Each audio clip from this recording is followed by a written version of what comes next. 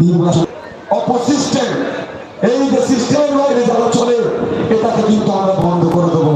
এটা দায়িত্ব নিয়ে দোকানদার ভাই, হ্যাঁ আমরা দোকানদার ভাইদের কাছে যাবো, তাদের কাছে হাত পাতবো, তারা ভালোবেসে 5টা টাকা দিলে হাসি মুখে আসবো, ভালোবেসে 500 টাকা দিলেও হাসি মুখে আসবো, না পয়সাটা ফেরত দিলে তাও আমরা হাসি মুখে ফিরে আসবো।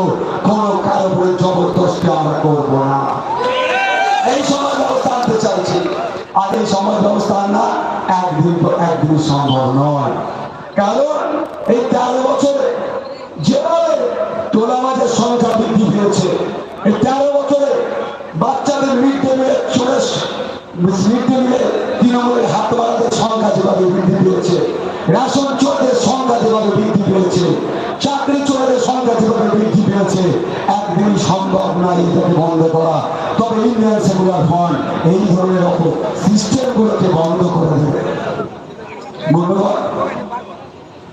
আমরা উপস্থিত হয়েছি আজকে ইন্ডিয়ান সেকুলার ফ্রন্টের পক্ষ থেকে মথুরাপুর লোকসভায় প্রার্থী দিয়েছি, প্রার্থীর সমর্থনে ভোট চাওয়ার জন্য এখানে উপস্থিত হয়েছে। আমার মতো আমাদের মতো বিভিন্ন রাজনৈতিক দলের পক্ষ থেকে প্রার্থী দিয়েছে, তারাও ভোট চায়। কিন্তু বন্ধুগণ আপনাদেরকে একটু বলবো, বুঝে শুনে আপনাদের ভোটটা দিতে হবে। ইতিপূর্বে 17 বার আপনারা গাড়িটা এখান থেকে ঢুকানো হচ্ছে কেন? হ্যাঁ, एखान থেকে गाड़ी आने के लिए आपका कौन साहब है इसके गाड़ी के अंदर? ऐसी झुमटी हो एकदम अच्छा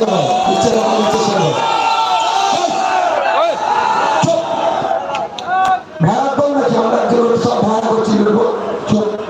আচ্ছা রাস্তাটা ক্লিয়ার করে দাও, এই রাস্তা ভাড়া ক্লিয়ার করে দাও, এই ক্লিয়ার করো, চলো চলে আসো, ক্লিয়ার করো,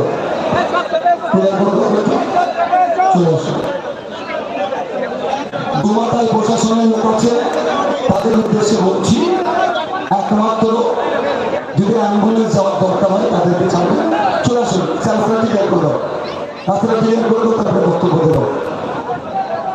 মাইক্রো সরে দাও তো।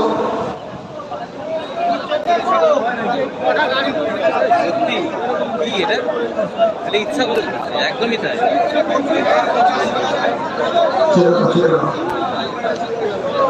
ठीक है, कोई है भी नहीं अंदर, कोई नहीं है, ड्राइवर बदमाश है। যদি ড্রাইভারটা যদি আপনার যেতে অসুবিধা হয় আপনি কিন্তু দেখা যেতে পারেন, আপনার ইচ্ছা গিয়েছিল আমি রাস্তা ক্লিয়ার করে দিয়েছিলাম। ড্রাইভারটা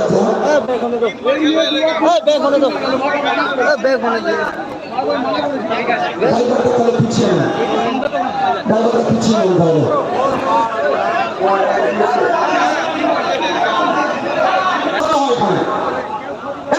কথা বলবেন না, যখন লিডার কথা বলবেন একটা কথা হবে না, একদম আপনাদের বলে দিলাম।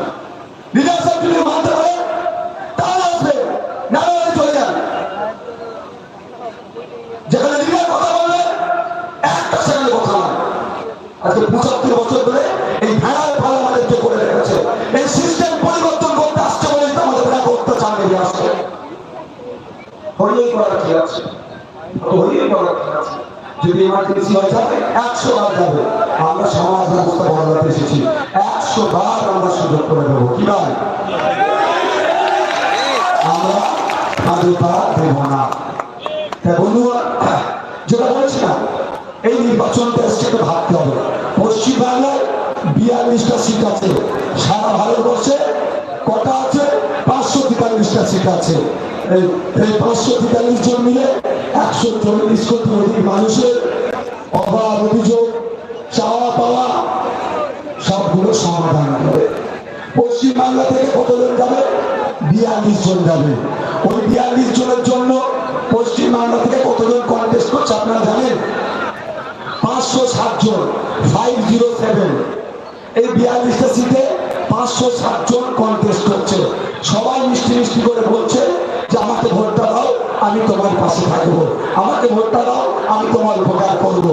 কিন্তু দুঃখের বিষয়, ইতিপূর্বে এই মথুরাপুরের মানুষেরা 17 বার ভোট দিয়ে পাঠালো, আপনাদের দুর্দশার কথা কেউ সেই অর্থে তুলল না। যদি দুর্দশার কথা ভাবতো তাহলে এখন আর প্রশ্ন করিয়ে লক্ষ্মীকান্তপুর থেকে সাগরলোক বিধানসভার মধ্যে এখনো কেন উন্নত মানের হসপিটাল হলো না? ওখানকার মায়েদেরকে ট্রিটমেন্ট করতে গেলে কেন নাম খারাপে আসতে হয়? এর জবাবটা কিন্তু সিএম চাচুয়াকে আগে দিতে হবে, কারণ তিনি 3 বারের এমপি। আমরা একবার সাগরে গিয়েছিলাম, আমি তো দেখে অবাক হয়ে গেছিলাম, স্ট্রেচারে করে চারদিকে 4 জন ধরে নিয়ে যাচ্ছে। আমি জিজ্ঞাসা করলাম, কি রে বাইরে আমার অবস্থা কেন?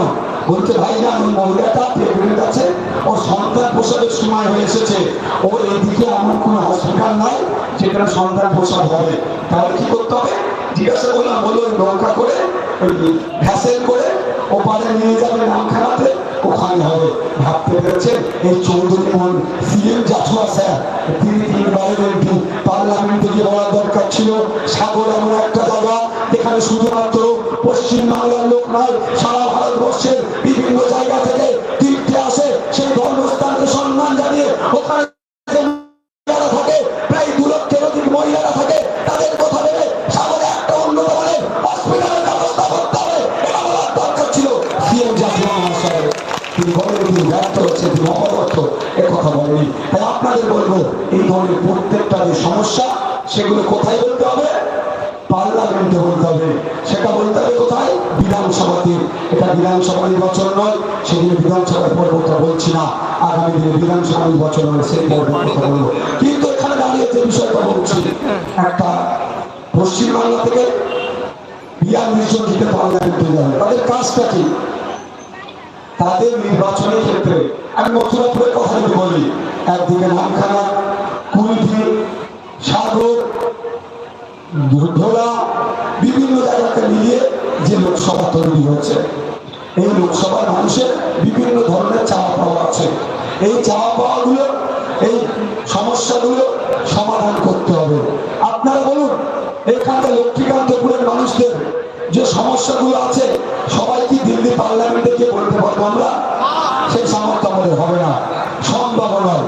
বা যদি কিছু মানুষ চলে যায়, শোনার মতো এনার্জি কারো থাকবে না। সেই জন্য কি লক্ষ্মীকান্তপুর, আপনার মন্দির বাজার, ওদিকে আপনার সাগর, নামখানা, কুলপি, এই যে 7টা বিধানসভা মিলিয়ে যে লোক সংখ্যা আছে, 17 লক্ষ ভোটারের এবং 20 লক্ষের অধিক মানুষের চাওয়া পাওয়া বিভিন্ন ধরনের, সেইগুলো কোথায় বলবে? পার্লামেন্টে গিয়ে বলবে। পার্লামেন্টে গিয়ে বললে কনসার্ন ডিপার্টমেন্টাল মিনিস্টারদের কাজ হবে সেইগুলো শুনে সমাধান করা। এইটা হচ্ছে একটা সরকারের সিস্টেম। না হলে 5 বছর ছাড়া ছাড়া ভোট আসলো, ভোট দিলাম, এটা কি হচ্ছে না হচ্ছে আপনারা জানতে পারছেন, এটা নয়।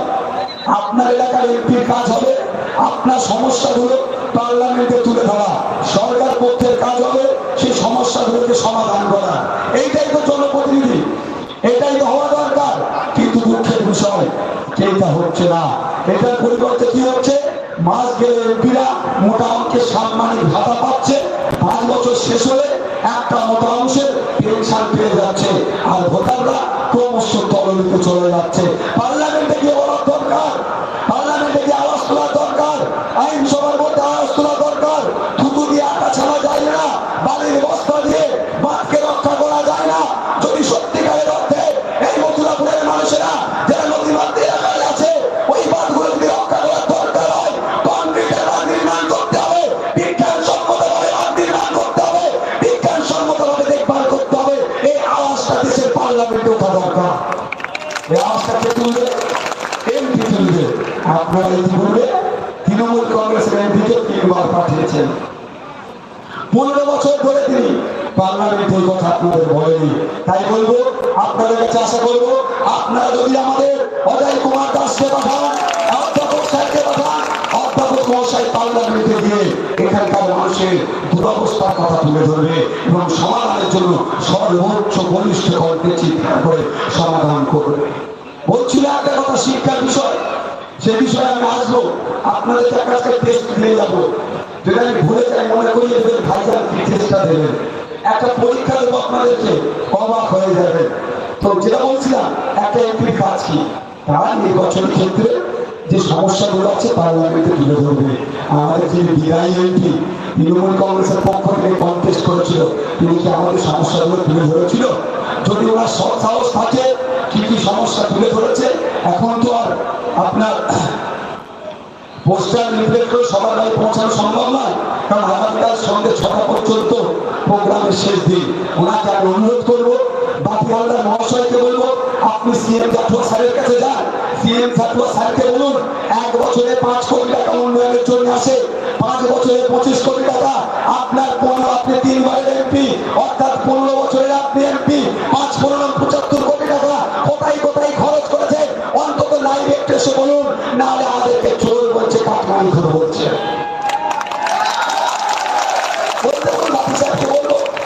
বলুন আপনি সিএম জাতীয় স্যারকে, দেখবেন সিএম জাতীয় স্যার একটা অ্যাম্বুলেন্স আসছে, সাইকেলের দফাটা